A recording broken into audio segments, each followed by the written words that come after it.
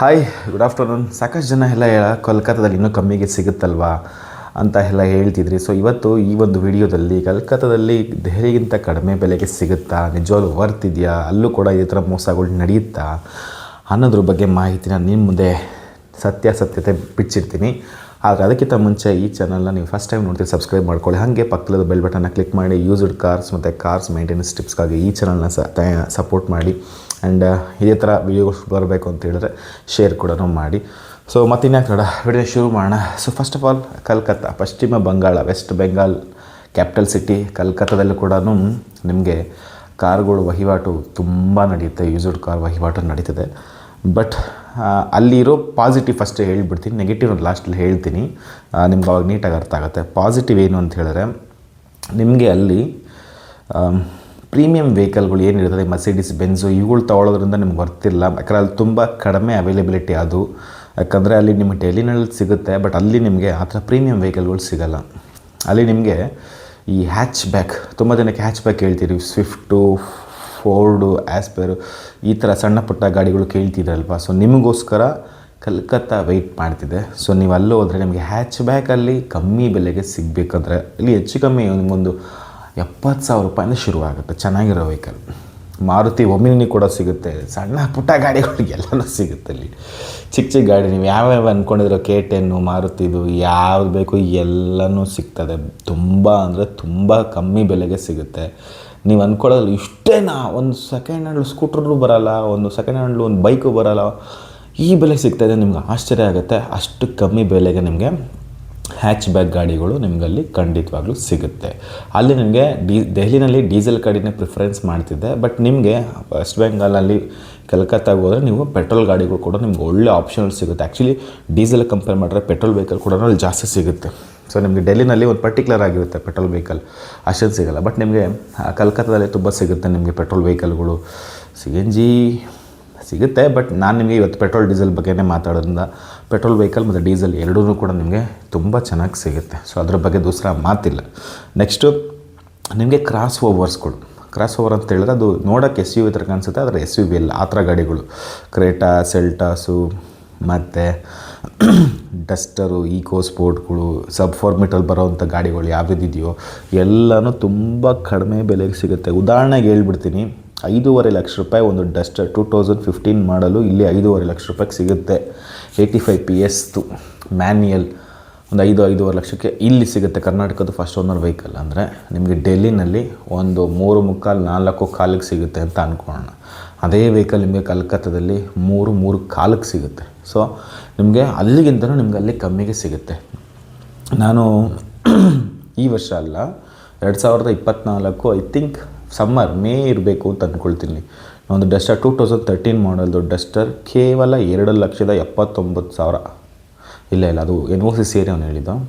Actually 2,70,000 ಅಂತ ಅಂದ್ಕೊಳ್ಳಿ, 80 ಅಂದ್ಕೊಳ್ಳಿ ಪರಲ್ಲ. 2,80,000ಕ್ಕೆ ಡಸ್ಟರು 85 PS ಮ್ಯಾನ್ಯುಯಲ್ ಡೀಸೆಲ್ ಗಾಡಿ ವಿತ್ ಕಾಂಪ್ರಹೆನ್ಸಿವ್ ಇನ್ಶೂರೆನ್ಸ್ ಏನೋ ಇತ್ತು ಅದಕ್ಕೆ. ಹೌದು, ಕಾಂಪ್ರಹೆನ್ಸಿವ್ ಇನ್ಶೂರೆನ್ಸ್ ಇತ್ತು. ಫಸ್ಟ್ ಒಂದು ಗಾಡಿ ಸಿಕ್ತು, ಅಷ್ಟು ಕಮ್ಮಿ ಬೆಲೆಗೆ ಸಿಗುತ್ತೆ. ಅದೇ ವೆಹಿಕಲ್ ನಿಮಗೆ ಡೆಲ್ಲಿನಲ್ಲಿ ಅವಾಗಿನೂ ಜಾಸ್ತಿ ಇತ್ತು, ಹೆಚ್ಚು ಕಮ್ಮಿ 4 ಹತ್ತತ್ರ ಏನೋ ಇತ್ತು, 3.25 4 ಇತ್ತು. ಸೊ ಹಂಗಾಗಿ ನಿಮಗೆ ಅಷ್ಟು ಡಿಫ್ರೆನ್ಸ್ ನಿಮಗೆ ಅಲ್ಲಿ ಗಾಡಿನೇ ಸಿಗುತ್ತೆ. ಸೊ ಇದು ಒಂದು ಪಾಸಿಟಿವಲ್ಲಿ. ಇನ್ನೊಂದು ಹೇಳ್ಬೇಕಂತ ಹೇಳಿದ್ರೆ, ನಿಮಗೆ ಡೆಲ್ಲಿ ಕಂಪೇರ್ ಮಾಡಿದ್ರೆ ನಿಮ್ಗೆ ಅಲ್ಲಿ ತುಂಬ ಚೆನ್ನಾಗಿ ವೆಲ್ಕಮ್ ಮಾಡ್ತಾರೆ. ಯಾಕಂದರೆ ನಿಮಗೆ ಡೆಲ್ಲಿ ಅಷ್ಟು ಇನ್ನೂ ಹಾಳಾಗಿಲ್ಲ, ಕಲ್ಕತ್ತಾ ಒಂದು ಲೆವೆಲ್ಗೆ ಚೆನ್ನಾಗಿದೆ. ನಿಮಗೆ ಬೆಂಗಳೂರಿನಲ್ಲೆಲ್ಲ ಹೆಂಗೆ ವೆಲ್ಕಮ್ ಮಾಡಿ ಇದು ಮಾಡ್ತಾರೋ ಅಷ್ಟೇ ಚೆನ್ನಾಗಿ ನಿಮಗೆ ಕಲ್ಕತ್ತಾದಲ್ಲಿ ತುಂಬ ಟ್ರೀಟ್ ಮಾಡ್ತಾರೆ. ನೆಕ್ಸ್ಟ್ ಬಂದು ಲ್ಯಾಂಗ್ವೇಜ್ ಮ್ಯಾಟ್ರ್ ಆಗುತ್ತಾ? ಖಂಡಿತ ಇಲ್ಲ. ಯಾಕಂದರೆ ಅಲ್ಲಿ ಬಿಸ್ನೆಸ್ ಮಾಡೋರಿಗೆ ಹಿಂದಿನೂ ಬರುತ್ತೆ, ಬೆಂಗಾಲಿ ಅಲ್ಲಿ ಮಾತೃಭಾಷೆ. ಈ ಕರ್ನಾಟಕದಲ್ಲಿ ಕನ್ನಡ ಹೆಂಗೋ ವೆಸ್ಟ್ ಬೆಂಗಾಲಲ್ಲಿ ಬೆಂಗಾಲಿ ಹಂಗೆ. ಬಟ್ ಅಲ್ಲಿ ತುಂಬ ಜನಕ್ಕೆ ಹಿಂದಿ ಸಿಮಿಲರ್ ಆಗುತ್ತೆ, ಹಿಂದಿಲೇ ಆರಾಮಾಗಿ ಎಲ್ಲರೂ ಮಾತಾಡ್ತಾರೆ. ನಿಮಗೆ ಇಂಗ್ಲೀಷ್ನಲ್ಲಿ ಕೂಡ ಸ್ವಲ್ಪ ಮ್ಯಾನೇಜಬಲ್ ಮಾಡ್ತಾರೆ, but better Hindi it's good. ನಿಮ್ಗೊಂದು ಲೆವೆಲ್ ಮ್ಯಾನೇಜ್ ಮಾಡೋಂಗಿದ್ರೆ ಹಿಂದಿ ನಿಮಗೆ ವರ್ಕೌಟ್ ಆಗುತ್ತೆ. ಇದು ಪಾಸಿಟಿವ್. ನೆಕ್ಸ್ಟ್ ಬಂದು ಇನ್ನೊಂದು ಪಾಸಿಟಿವ್ ಏನು ಅಂತ ಹೇಳಿದ್ರೆ, ನೀವೇನೇ ಬಜೆಟ್ ಎತ್ಕೊಂಡೋಗಿ ಆ ಬಜೆಟಿಗೆ ತಕ್ಕನಂಗೆ ಆ ಗಾಡಿ ಸಿಗುತ್ತೆ. ಸ್ಪೆಷಲಿ ನಿಮಗೆ 7 ಸೀಟ್ರುಗಳು ಯಾವುದೇ ವೆಹಿಕಲ್ಗಳು ಹೇಳ್ತೀವೋ ಭಾಳ ಕಡಿಮೆಗೆ ಸಿಗುತ್ತೆ. ನಿಮಗೆ 3.5ಗೆ 2013 W6 XUV 500 ಬಂದುಬಿಡ್ತದೆ 3.5 ಲಕ್ಷಕ್ಕೆ. ಹೌದು, 4.5 ಅದೇ ನಿಮ್ಮ ಗಾಡಿ ಡೆಲ್ಲಿ 4.5 ಆಗುತ್ತೆ. ಇನ್ನೊಂದು ಲಕ್ಷ ನಿಮ್ಗೆ ಕಮ್ಮಿನೇ ಸಿಗುತ್ತೆ ನಿಮಗೆ ವೆಸ್ಟ್ ಬೆಂಗಾಲ್ನಲ್ಲಿ. ಸೊ ಅಷ್ಟರ ಮಟ್ಟಿಗೆ ನಿಮ್ಗೆ 50,000 ಡೆಲ್ಲಿ ಕಂಪೇರ್ ಮಾಡಿದ್ರೆ 50,000 1,00,000ಕ್ಕಿಂತಲೂ ಜಾಸ್ತಿ ಡಿಫ್ರೆನ್ಸ್ ನಿಮಗೆ ಕಲ್ಕತ್ತಾದಲ್ಲಿದೆ. ಓಕೆ, ಸೊ ಇದಿಷ್ಟು ನಿಮಗೆ ಒಂದಾದರೆ ಲಾಸ್ಟ್ ಪಾಸಿಟಿವ್ ಹೇಳ್ಬಿಡ್ತೀನಿ. ನಿಮಗೆ ಟೆಸ್ಟ್ ಡ್ರೈವ್ ಮಾಡೋದಕ್ಕೆ ತುಂಬ ಚೆನ್ನಾಗಿ ಅನುಕೂಲವಾಗಿರುವಂಥ ಜಾಗಗಳು ಸಿಗುತ್ತೆ. ಡೆಲ್ಲಿ ಅಷ್ಟು ನಿಮಗೆ ಹ್ಯೂಜ್ ಕ್ರಿಟಿಕಲ್ ಆಗೇನಿಲ್ಲ ನಿಮಗೆ. ಅಲ್ಲಿ ಅದು ಹೇಳ್ತೀನಿ, ನೆಗೆಟಿವ್ ಒಂದು ಇದೆ, ಅದು ಹೇಳ್ತೀನಿ ನಿಮ್ಗೆ. ಅಲ್ಲಿ ಸ್ವಲ್ಪ ರೆಸಿಡೆನ್ಷಿಯಲ್ ಏರಿಯಾ, ನಮ್ಮದು ಸರ್ವಿಸ್ ರೋಡ್ಗಳಲ್ಲಿ ಹೆಂಗಿರುತ್ತೋ ಆ ಥರ ಏರಿಯಾಗಳು ತುಂಬ ಸಿಗುತ್ತೆ ನಿಮ್ಮಲ್ಲಿ. ಸೊ ಹಂಗಾಗಿ ನೀವು ಚೆನ್ನಾಗಿ ರಿವರ್ಸ್ ಬರೋದು, ಫಾಸ್ಟಾಗಿ ಹೋಗೋದು, ರ್ಯಾಶ್ ಡ್ರೈವ್ ಮಾಡೋದು, ಸಡನ್ ಬ್ರೇಕ್ ಹಿಡಿಯೋದು, ಅಥವಾ ನೀವು ಟೆಸ್ಟ್ ಡ್ರೈವ್ ಮಾಡ್ಬೇಕಾದ್ರೆ ನಿಮ್ಗೆ ಏನೇನು ಡೌಟ್ಸ್ ಇದೆಲ್ಲ ಕ್ಲಾರಿಫಿಕೇಷನ್ ಮಾಡ್ಕೊಳ್ಳೋಕ್ಕೆ ಡೆಲ್ಲಿ ಕಂಪೇರ್ ಮಾಡಿದ್ರೆ ನಿಮಗೆ ಕಲ್ಕತ್ತಾ ಬೆಸ್ಟ್ ಆಪ್ಷನ್. ಇದಿಷ್ಟು ಪಾಸಿಟಿವ್ ಆಯಿತು. ಈಗ ನೆಗೆಟಿವ್ ಬಗ್ಗೆ ಬಂದುಬಿಡ್ತೀನಿ, ಇದು ತುಂಬ ಇಂಪಾರ್ಟೆಂಟ್ ಇದು. ಸೊ ನೆಗೆಟಿವ್ ಏನಂತ ಹೇಳಿದ್ರೆ, ನಿಮಗೆ 2015ಗಿಂತ ಬಿಲೋ ಗಾಡಿಗಳಿಗೆ ನಿಮಗೆ ಅಲ್ಲಿ NOCಗಳು ಪ್ರಾಬ್ಲಮ್ ತುಂಬ ಆಗುತ್ತೆ, ತೀರಾ ಆಗುತ್ತೆ. 2015 ಪ್ರಾಬ್ಲಮ್ ಇಲ್ಲ, 15ಗಿಂತ ಕಮ್ಮಿ ಇರೋದು, 13, 12, 11 ಹೀಗೆ ಆಗಿತ್ತು. ಲಾಸ್ಟ್ ಟೈಮ್ ನಮಗೂ ಕೂಡ ಪ್ರಾಬ್ಲಮ್ ಆಗಿ ಸುಮಾರು ಒಂದು 2-3 ತಿಂಗಳು ಕಷ್ಟ ಆಗೋಗಿತ್ತು. ಬಟ್ 1 ಇಯರಿಗೂ ಪ್ರಾಬ್ಲಮ್ ಇಲ್ಲ, ಬಟ್ ಆದ್ರೂ ಅದೇನಿವೆ ಅದು ಕಷ್ಟ ಆಗಿತ್ತು. ಸೊ ಅದು ಯಾಕಂದರೆ ನಾನು ಡಸ್ಟರ್ ಅವ್ರಿಗೆ ಕೊಡಿಸಿದ್ದು 2013 ಮಾಡಲ್ ಅದು. ಸೊ ಹಂಗಾಗಿ ಸ್ವಲ್ಪ ಪ್ರಾಬ್ಲಮ್ ಆಯಿತು ಹೋದ ವರ್ಷ. ಸೊ ಅದಕ್ಕೋಸ್ಕರ ನಾನು ನಿಮಗೆ ಪ್ರಾಪರ್ NOC ಸಿಗೋಂತಹ ಸಾಕಷ್ಟು ಜನ ಕೊಡ್ತಾರಲ್ಲ, ಏನು ಪ್ರಾಬ್ಲಮ್ ಏನಿಲ್ಲ. ಬಟ್ ನನ್ನ ಬೆಸ್ಟ್ ರೆಕಮೆಂಡೇಷನ್ 2013ಗಿಂತ 15ಗಿಂತ ಕಮ್ಮಿ ಇರೋ ವೆಹಿಕಲ್ಗಳನ್ನ ಆದಷ್ಟು ಅವಾಯ್ಡ್ ಮಾಡೋದು ಒಳ್ಳೆಯದು. ಒಂದು ಸ್ವಲ್ಪ ನಿಮಗೆ ಅಮೌಂಟು ಕಮ್ಮಿ ಅಂತ ಅನಿಸುತ್ತೆ, ಪರವಾಗಿಲ್ವಲ್ಲ ಇನ್ನೊಂದು ವರ್ಷ ತಾನು ಅಡ್ಜಸ್ಟ್ ಮಾಡ್ಕೊಳ್ಳೋಣ, ಬಟ್ ಗಾಡಿ ಚೆನ್ನಾಗಿದೆ ಅಂತ ನೀವು ಹೇಳ್ಬೋದು. ಬಟ್ NOC ನಿಮಗೆ ಅಶ್ಯೂರ್ಡ್ ಮಾಡ್ತೀನಿ ಅಂದರೆ ಪಕ್ಕ ಅಲ್ಲಿ ಇನ್ನು ಕನ್ಫರ್ಮೇಷನ್ನ ತೊಗೊಂಡು ಗೂಗಲ್ ರಿವ್ಯೂಸ್ ಎಲ್ಲ ಚೆಕ್ ಮಾಡಿ ತೊಗೊಂಡು ಕಂಪ್ನಿದು ಇನ್ನೆಲ್ಲ ಯಾವುದು ಇನ್ಸ್ಟಾಗ್ರಾಮ್, ಫೇಸ್ಬುಕ್ ಎಲ್ಲ ಇರ್ತದೆ, ಅದರೆಲ್ಲ ಚೆಕ್ ಮಾಡಿ ಯಾರನ್ನ ಕಂಪ್ಲೇಂಟ್ ಮಾಡಿದರೆ NOC ಸಿಕ್ಕಿಲ್ಲ ಅಂಥೇಳಿ ಅದೆಲ್ಲ ಚೆಕ್ ಮಾಡಿ ನಂತರ ಅವ್ರ ಹತ್ರ ವ್ಯವಹಾರ ಕುದುರಿಸಿ. ನೆಕ್ಸ್ಟ್ ಸೆಕೆಂಡ್ ಬಂದು, ಸೊ ನಿಮಗೆ ಡೆಲ್ಲಿನಲ್ಲಿ ಫ್ಲಡ್ ರಿಲೇಟೆಡ್ ಇಶ್ಯೂಸ್ಗಳು, ಸ್ವಲ್ಪ ರಸ್ಟಿಂಗ್ ಇಶ್ಯೂಸ್ಗಳಿದೆ. ಬಟ್ ನಿಮಗೆ ಕಲ್ಕತ್ತಾದಲ್ಲಿ ನಿಮಗೆ ಜಾಸ್ತಿ ನಿಮಗೆ ರಸ್ಟಿಂಗ್ ಇಶ್ಯೂಸ್ ಫಾರ್ಮ್ ಆಗುತ್ತೆ, ಎಸ್ಪೆಷಲಿ ಹಳೆ ಗಾಡಿಗಳಲ್ಲಿ. ಈಗ ನಮ್ಮದು ಫೈಬರ್ ಗಾಡಿಗಳಲ್ಲಿ ಪ್ರಾಬ್ಲಮ್ ಇಲ್ಲ. ಸೊ ಸ್ವಲ್ಪ ಹಳೆ ಗಾಡಿ 2016ಗಿಂತ ಮುಂಚೆ ಬಂದಿರೋ ಗಾಡಿಗಳಲ್ಲಿ ಸ್ವಲ್ಪ ಮೆಟಲ್ ರಿಲೇಟೆಡ್ಡು ಜಾಸ್ತಿ ಇರುತ್ತೆ ಕಾಂಪೊನೆಂಟ್ಸ್ಗಳು. ಸೊ ಹಂಗಾಗಿ ಸ್ವಲ್ಪ ರಸ್ಟಿಂಗ್ ಇಶ್ಯೂಸ್ಗಳು ಕಂಪೇರ್ ಟು ಡೆಲ್ಲಿ ಕಂಪೇರ್ ಮಾಡಿದ್ರೆ ಸ್ವಲ್ಪ ಜಾಸ್ತಿನೇ ಇದೆ ಅಲ್ಲಿ. ಈಗ ನಮ್ಮದು ಮಂಗಳೂರು 19 ಏನಿದೆಯೋ RTO ಅಲ್ಲಿ ಹೆಂಗೆ ಪ್ರಾಬ್ಲಮ್ ಆಗುತ್ತೋ ಸ್ವಲ್ಪ ಇಲ್ಲೂ ಹಂಗೇ ಸೇಮ್ ಟು ಸೇಮ್ ಅದಿದೆ. ನೆಕ್ಸ್ಟ್ ಬಂದು ಥರ್ಡ್ ನೆಗೆಟಿವ್ ಪಾಯಿಂಟ್ ಏನು ಅಂತ ಹೇಳಿದ್ರೆ, ನಿಮಗೆ ಗಾಡಿನ ಅವರು ಮೆಕ್ಯಾನಿಕಲಿ ಚೆನ್ನಾಗಿ ಇಟ್ಕೊಂಡಿರ್ತಾರೆ, ಆದರೆ ನೋಡೋದಕ್ಕೆ ಚೆನ್ನಾಗಿ ಇಟ್ಕೊಂಡಿರೋದಿಲ್ಲ. ತುಂಬ ಗಲೀಜು, ತುಂಬ ಅಂದರೆ ತುಂಬ ಗಲೀಜು. ನಿಮಗೆ ನಾನು ಎಷ್ಟೊಂದು ವೆಹಿಕಲ್ ನೋಡಿದ್ದೀನಿ, ಅಲ್ಲಿ ಕಾರ್ ಒಳಗಡೆ ಇದು ಏನದು ಪಾನ್ ಮಸಾಲನ್ನ ಪಾನ್ ಪರಾಗೆಲ್ಲ ಕುಗ್ದಿರ್ತಾರೆ. ಒಂಥರ ಅಷ್ಟು ನೀಟಾಗಿ ನೋಡ್ಕೊಳ್ಳೋದಿಲ್ಲ. ಒಂಥರ ನಿಮಗೆ ಆ ಗಾಡಿ ಒಳಗೆ ಕೂತ್ಕೊಳ್ಳೋಕ್ಕೆ ಮನಸ್ಸು ಬರೋಲ್ಲ. ಮತ್ತು ಗಾಡಿ ಒಳಗೆ ಹೋದಾಗ ಒಂಥರ ಸ್ಮೆಲ್ ಬರುತ್ತೆ. ಅಲ್ಲಿ ಎಲ್ಲ ಗಾಡಿಗಳು ಚೆನ್ನಾಗಿರೋ ಗಾಡಿಗಳಲ್ಲೂ ಸ್ಮೆಲ್ ಬರುತ್ತೆ. ಒಂಥರ ಡೆಲ್ಲಿಲೇ ಒಂಥರ ಸ್ಮೆಲ್, ಅದನ್ನು ತಡ್ಕೊಂಬಿಡ್ಬೋದು ನೀವು. ಬಟ್ ಇಲ್ಲಿ ಒಂಥರ ಸ್ಮೆಲ್ ಅದು ಹೆಂಗೆ ಅಂತ ಇವತ್ತೇ ನೆನೆಸ್ಕೊಂಡ್ರೆ ಒಂಥರ ಅನಿಸುತ್ತೆ, ತೊಳಗಿಸುತ್ತೆ. ಸೊ ಹಂಗಾಗುತ್ತೆ. ಅದು ನೆಗೆಟಿವ್ ಅಂತ ಹೇಳೋಕ್ಕಾಗಲ್ಲ, ಬಟ್ ನನಗೆ ಅನಿಸಿದೆ ಅದೊಂದು ಪ್ರಾಬ್ಲಮ್. ಮತ್ತು ಫೋರ್ತ್ ನೆಗೆಟಿವ್ ಪಾಯಿಂಟ್ ಏನು ಅಂತ ಹೇಳಿದ್ರೆ, ನಿಮಗೆ ಡೆಲ್ಲಿನಲ್ಲಿ ಒಂದು ಏರಿಯಾಗೆ ಹೋಗ್ಬಿಟ್ರೆ, ಈಗ ರೋಹಿಣಿ ಸೆಕ್ಟ್ರಿಗೆ ಹೋಗ್ಬಿಟ್ರೆ 5, 6 ಎಲ್ಲ ಕಡೆನೂ ವೆಜ್ಜಾನ್ ಕಾರ್ ಯಾರ್ಡ್ಗಳಿದೆ, ನೋಡ್ಕೊಂಡು ರೌಂಡ್ ಹಾಕೊಂಡು ಬಂದ್ಬಿಡ್ಬೋದು ನೀವು. ಅಲ್ಲೇ ನಿಮಗೊಂದು 200-300 ಗಾಡಿಗಳು ಸಿಕ್ಬಿಡ್ತದೆ. ಕರಲ್ಬಾಗ್ ಹೋದ್ರೂ ಒಂದು 200-300 ಗಾಡಿ ಸಿಕ್ಬಿಡ್ತದೆ. ಪೀತಂಪುರಿಗೆ ಹೋದ್ರೆ ಲೆಕ್ಕನೇ ಇಲ್ಲ ಬಿಡಿ. ಪಾರ್ಕ್ ವ್ಯೂ ಹೋಟೆಲ್ ಹತ್ರ ಹೋಗ್ಬಿಟ್ರೆ ಸಾಕು, ಅಲ್ಲೊಂದು 200-300 ಜಾಸ್ತಿನೇ ಇರ್ತದೆ. ಅಷ್ಟೊಂದು ಗಾಡಿಗಳು ಸಿಕ್ಬಿಡ್ತದೆ ಇವು. ಆದರೆ ಈ ಕಲ್ಕತ್ತಾದಲ್ಲಿ ಹಾಗಿಲ್ಲ. ಅದೊಂದು ದಿಕ್ಕಲ್ಲಿದ್ದರೆ ಇದೊಂದು ದಿಕ್ಕಲ್ಲಿರ್ತದೆ, ಇದೊಂದು ದಿಕ್ಕಲ್ಲಿದ್ದರೆ ಅದೊಂದು ದಿಕ್ಕಲ್ಲಿರ್ತದೆ. ಸೊ ಹೆಂಗೆ ಆಗ್ಬಿಡ್ತದೆ ಅಂದರೆ ಒಂದೊಂದು ಸಲ ಬಟ್ ಏನೋ ರೆಂಟೆಡ್ ಬೈಕ್ ಇರುತ್ತೆ, ನಿಮಗೆ ಪಬ್ಲಿಕ್ ಟ್ರಾನ್ಸ್ಪೋರ್ಟೇಷನ್ ಇರ್ತದೆ, ರಿಕ್ಷಾ ಇರುತ್ತೆ, ಆಟೋ ಇರ್ತದೆ. ಸೊ ನಿಮಗೆ ಮೆಟ್ರೋ ಕನೆಕ್ಟಿವಿಟಿ ಇಲ್ಲಿ ಕಂಪೇರ್ ಮಾಡಿದ್ರೆ ಅಲ್ಲೂ ಸಮಸ್ಯೆ ಇದೆ. ಆದರೆ ನಿಮಗೆ ಸ್ವಲ್ಪ ರೇಟಲ್ಲಿ ವರ್ಕೌಟ್ ಆಗುತ್ತೆ, ಇಲ್ಲ ಅಂತಲ್ಲ.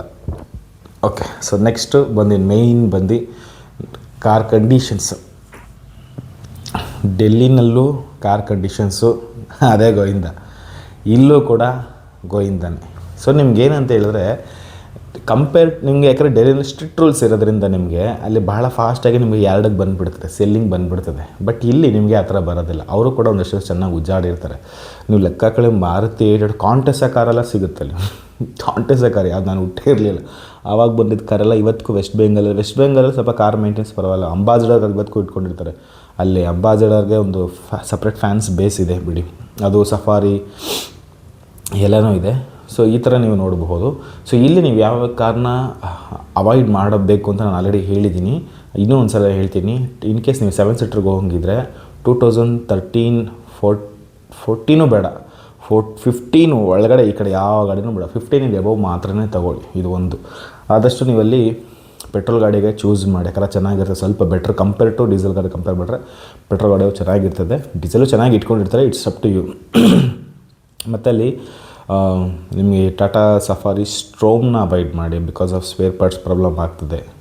ಆ್ಯಂಡ್ ಇನ್ನೊಂದೇನು ಅಂತ ಹೇಳಿದರೆ, ಮತ್ತು ಸ್ಕಾರ್ಪಿಯೋ ಹಳೇದು CRDA ಯಾವ 2008-9 ಇವೆಲ್ಲ ಮಾಡಲ್ಗಳನ್ನೆಲ್ಲ ಅವಾಯ್ಡ್ ಮಾಡಿಬಿಡಿ, ದರಿದ್ರವಾಗಿರ್ತದೆ ಗಾಡಿಗಳು. ಮತ್ತು ಫಸ್ಟ್ ನೀವು ಚೆಕ್ ಮಾಡಬೇಕಾದ್ರದ್ದು ಡೌನ್ ಚೆಕ್ ಮಾಡಿ. ತುಂಬ ಅಂದರೆ ತುಂಬ ರಸ್ಟಿಂಗ್ ಇಶ್ಯೂಸ್ ಇರ್ತದೆ. ನಿಮಗಲ್ಲಿ ದುಡ್ಡು ಕಮ್ಮಿ ಇದ್ದರೆ ಗಾಡಿ ಚೆನ್ನಾಗಿರಲ್ಲ, ಗಾಡಿ ಚೆನ್ನಾಗಿದ್ದರೆ ದುಡ್ಡು ಜಾಸ್ತಿ ಇರ್ತದೆ. ಇದೆಲ್ಲ ನನಗೆ ಕಲ್ಕತ್ತಾಗ ಒಂದು ಸಲ ಅಷ್ಟೇ ಹೋಗಿರೋದು, ದೇವರು ಒಂದೇ ಸಲ ಹೋಗಿರೋದು, ಜಿಗುಪ್ಸೆ ಬಂದ್ಬಿಡ್ತದೆ. ಅಷ್ಟೊಂದು ತಲೆನೋವು, ಗಲೀಜು ಅಂದರೆ ಗಲೀಜು, ನೀವು ಬೇರೆ ಮಾಡೋಕ್ಕಾಗಲ್ಲ. ಅಲ್ಲಿ ಒಳ್ಳೆ ಚೆನ್ನಾಗಿರೋದು ಇದೆ, ಇದು ಇದೆ, ಒಂಥರ ಸ್ಲಮ್ಗಳು ಹೋದಂಗೆ ಒಂಥರ ಫೀಲ್ ಆಗಿಬಿಡ್ತದೆ. ಕೆಲವು ಏರಿಯಾಗಳು ಚೆನ್ನಾಗಿದೆ, ಬಟ್ ಮೆಜಾರಿಟಿ ದರಿದ್ರ ಕಂಪನಿ ಇರ್ತದೆ. ಮತ್ತು ಸಿಟಿ ಲಿಮಿಟ್ಸಲ್ಲಿ ಟ್ರಾಫಿಕ್ ಕೂಡ ಜಾಸ್ತಿ ಇರ್ತದೆ. ತುಂಬ ಕ್ರಿಟಿಕಲ್ಲು ಕಲ್ಕತ್ತಾ. ನಿಮಗೆ ಡೆಲ್ಲಿ ಥರ ಬೇಗ ಫಾಸ್ಟಾಗಿ ಕೆಲಸ ಮುಗಿಯೋಕ್ಕಾಗೋದಿಲ್ಲ. ಬಟ್ ಎನಿವೆ, ನೀವು ಒಂದು ಸ್ವಲ್ಪ ದುಡ್ಡು ಸೇವ್ ಮಾಡಬೇಕಾದ್ರೆ ನೀವು ಹೋಗ್ಬೋದು, ಅಲ್ಲೂ ಕೂಡ ನಿಮಗೆ ಒಳ್ಳೊಳ್ಳೆ ಗಾಡಿಗಳು ಸಿಗುತ್ತೆ. ಆಮೇಲೆ ಈಗ ನೆಗೆಟಿವ್ ಆಯಿತು, ಫೈನಲ್ ಕನ್ಕ್ಲೂಷನ್ ಏನು ಅಂತ ಹೇಳೋದಾದರೆ, ನೀವು ಡೆಲ್ಲಿಲಾದರೂ ತಗೊಳ್ಳಿ, ಕಲ್ಕತ್ತಲ್ಲಾದರೂ ತಗೊಳ್ಳಿ, ದಟ್ಸ್ ಯುವರ್ ವಿಶ್. ಬಟ್ ಕಲ್ಕತ್ತಾದಲ್ಲಿ ಕಂಪೇರ್ ಟು ಡೆಲ್ಲಿ ಕಂಪೇರ್ ಮಾಡಿದ್ರೆ ನೀವು ಇನ್ನೂ ಒಂದು 50-60 ಸಾವಿರ ಮಿನಿಮಮ್ ಆದರೂ ಉಳಿಸಬಹುದು. ಬಟ್ ಅಲ್ಲಿ ನಿಮಗೆ ಚಾಯ್ಸು ನಿಮ್ಗೆ ಡೆಲ್ಲಿಲಿಷ್ಟು ಕಂಪೇರ್ ಮಾಡಿದ್ರೆ ಅಷ್ಟೊಂದು ಚಾಯ್ಸ್ಗಳು ನಿಮ್ಗೆ ಸಿಗೋಲ್ಲ. ಈಗ ಡೆಲ್ಲಿ ನೀವು ಒಂದು ಟೊಯೋಟಾ ಕ್ರಿಸ್ಟಾ ತೊಗೊಂಬರ್ತೀನಿ ಅಂದರೆ ಬೇಜಾನ್ ಆಪ್ಷನ್ ಇರ್ತದೆ, ಬೇಜಾನ್ ನಿಮಗೆ ಎಲ್ಲೋದ್ರೂ ನಿಮ್ಗೆ ಸಿಗುತ್ತೆ. ಸೆಂಟ್ರಲ್ ಡೆಲ್ಲಿಗೆ ಹೋದ್ರು, ನಾರ್ತ್ ಡೆಲ್ಲಿಗೆ ಹೋದ್ರು, ಸೌತ್ ಡೆಲ್ಲಿಗೆ ಹೋದ್ರು, ಓಲ್ಡ್ ಡೆಲ್ಲಿಗೆ ಹೋದ್ರು, ನ್ಯೂ ಡೆಲ್ಲಿಗೆ ಹೋದ್ರೂ, ಡೆಲ್ಲಿ ಔಟ್ಸ್ಕರ್ಟ್ಗೆ ಹೋದ್ರೂ ಬೇಜಾನ್ ಆಪ್ಷನ್ಸ್ಗಳು ಸಿಗ್ತದೆ. ಇವನ್ ನೀವು PBಗೆ ಹೋಗ್ಬಿಡ್ಬೋದು ಬೇಕಾದ್ರೆ, ಅಷ್ಟೊಂದು ಬೇಜಾನ್ ಆಪ್ಷನ್ಸ್ಗಳು ಸಿಗುತ್ತೆ. ಇವನ್ ಗುರ್ಗಾವೆಲ್ಲ ಸಿಗುತ್ತೆ ನಿಮಗೆ. ಬಟ್ ನಿಮ್ಮ ಕಲ್ಕತ್ತಾದಲ್ಲಿ ನಿಮಗೆ ಆಪ್ಷನ್ಸ್ಗಳು ದೊಡ್ಡ ಗಾಡಿಗಳು ನಿಮಗೆ ತುಂಬ ಕಡಿಮೆ ಇದೆ, ಚಿಕ್ಕ ಗಾಡಿಗಳು ಸಿಗುತ್ತೆ. ತುಂಬ ಜನಕ್ಕೆ ಸ್ವಿಫ್ಟ್ ಇವೆಲ್ಲ ಕೇಳ್ತಿದ್ರಲ್ವಾ, ಅದು ಡೆಲ್ಲಿಲಿ ವರ್ಕೌಟ್ ಆಗೋಲ್ಲ ನಿಮಗೆ. ಇಲ್ಲಿ ಬಂದರೆ ನಿಮಗೆ ಒಂದು ಸ್ವಿಫ್ಟ್ 2009 ಮಾಡಲು ಇಲ್ಲಿ ಎಟ್ ಪ್ರೆಸೆಂಟ್ ಈಗ 1.5 ಲಕ್ಷ 2 ಲಕ್ಷ ರನ್ನಿಂಗಲ್ಲಿ ಓಡ್ತಿದ್ರೆ, ಸೊ ನಿಮಗೆ ಡೆಲ್ಲಿನಲ್ಲಿ ಫಸ್ಟ್ ಆಫ್ ಆಲ್ ಆ ಥರದೆಲ್ಲ ಸಿಗೋದು ಕಷ್ಟ. ಸಿಕ್ಕೋದ್ರೆ ನಿಮ್ಗೆ 1.5 ಲಕ್ಷಕ್ಕೆ ಸಿಗುತ್ತೆ ಅಂತ ಅಂದ್ಕೊಳ್ಳಿ, ಅಲ್ಲಿ ನಿಮ್ಗೆ 1 ಲಕ್ಷಕ್ಕೆ ಸಿಗುತ್ತೆ. ನೀವು ಮಾತಾಡ್ರೆ 90ಗೂ ಸಿಗುತ್ತೆ. NOC ಎಲ್ಲ ಸೇರಿದ್ರು 1 ಲಕ್ಷ ಸಿಗುತ್ತೆ. ನಿಮಗೆ ಟ್ರಾನ್ಸ್ಪೋರ್ಟೇಷನ್ ಅಲ್ಲೂ ಆಪ್ಷನ್ ಎಲ್ಲನೂ ಇದೆ. ನೀವು ಬೈ ರೋಡು ಬರ್ಬೋದು, that's your wish. By road ಬರ್ಬೋದು, ಟ್ರಾನ್ಸ್ಪೋರ್ಟೇಷನ್ ಮಾಡ್ಬೋದು, ಎಲ್ಲ ಥರ ಫೆಸಿಲಿಟಿ ಕೂಡ ಡೆಲ್ಲಿಲಿ ಹೆಂಗಿದೆ ನಿಮ್ಗೆ ಅಲ್ಲೂ ಕೂಡ ಇದೆ. ಯಾವುದೇ ರೀತಿ ತಲೆ ಕೆಡಿಸ್ಕೊಳ್ಳೋ ಅವಶ್ಯಕತೆಯೂ ಇಲ್ಲ. ಅಲ್ಲೂ ಕೂಡ ನಿಮಗೆ ಲೋಕಲ್ ಮೆಕ್ಯಾನಿಕ್ ಸಿಗ್ತಾರೆ, ಇನ್ಸ್ಪೆಕ್ಷನ್ ಮಾಡೋಕ್ಕೆ ಎಲ್ಲನೂ ಕೂಡ ಸಿಗುತ್ತೆ.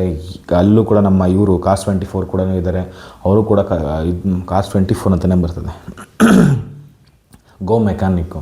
ಸೊ ಅದು ಕೂಡ ಅಲ್ಲಿ ಆಪ್ಷನ್ ಇದೆ. ಮಾಮೂಲಿ ಲೋಕಲ್ ಮೆಕ್ಯಾನಿಕ್ ಆ್ಯಂಡ್ ಟೆಕ್ನಿಷಿಯನ್ಗಳು, ಮತ್ತು ಅಲ್ಲೂ ಕೂಡ ಟೊಯೋಟಾ ಸರ್ವಿಸ್ ಸೆಂಟ್ರ್ ಕೂಡ ಇದೆ, ಮಹೀಂದ್ರ ಸರ್ವಿಸ್ ಸೆಂಟ್ರ್ ಇದೆ, ಟಾಟಾ ಸರ್ವಿಸ್ ಸೆಂಟ್ರ್ ಇದೆ, ಎಲ್ಲನೂ ಇದೆ.